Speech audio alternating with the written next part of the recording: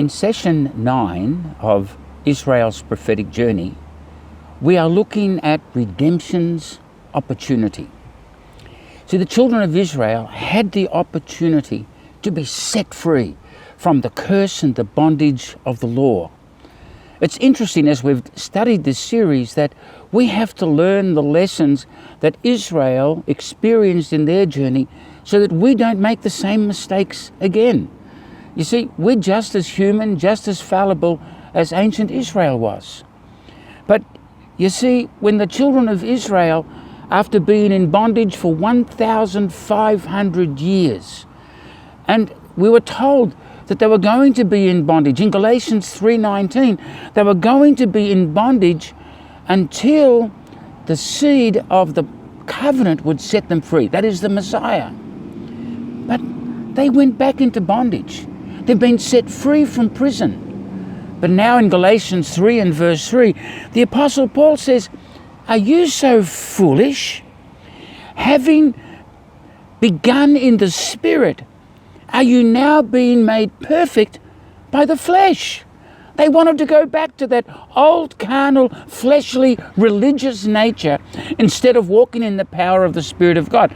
And Paul continues in Galatians 5 and verse 1. "Stand fast, therefore, in the liberty by which Christ has made us free, and do not be entangled again with the yoke of bondage." Don't go back into that prison system of the law. Christ has set you free. We also see in Galatians 3:13 and also 23, it says, "Christ has redeemed us from the curse of the law." Before the coming of this faith, we were held in custody under the law, locked up until the faith that was to come would be revealed. This was a tremendous opportunity for them, but they hardened their hearts. They wouldn't accept the liberation that Christ brings through the power of the cross. No wonder Jesus wept when he overlooked Jerusalem. And in Luke 19:41-44, it says, "Now as Jesus drew near, he saw the city and wept over it, saying, 'If you had known, even you, especially in this your day,'" you see, God had come to town and they missed the opportunity. "The things which were made for your peace, but now they are hidden from your eyes. For days will come upon you when your enemies will build an embankment around you, surround you, and close you in on every side, and level you and your children within you to the ground, and they will not leave in you one stone upon another, because you did not know the time of your visitation." Let's not be caught up in the same trap, going back to the power of the flesh, trying to follow the systems of man's ability instead of trusting in God. God has an awesome plan. But the children of Israel, because of their hardness of heart, Jesus said, "You're going to get scattered amongst the nations."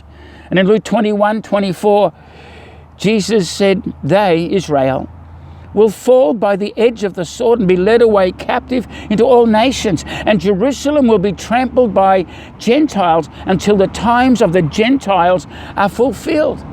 And Paul continued on in Romans 11:25-26, "You should not be ignorant of this mystery, lest you should be wise in your own opinion, that blindness in part has happened to Israel until the fullness of the Gentiles has come.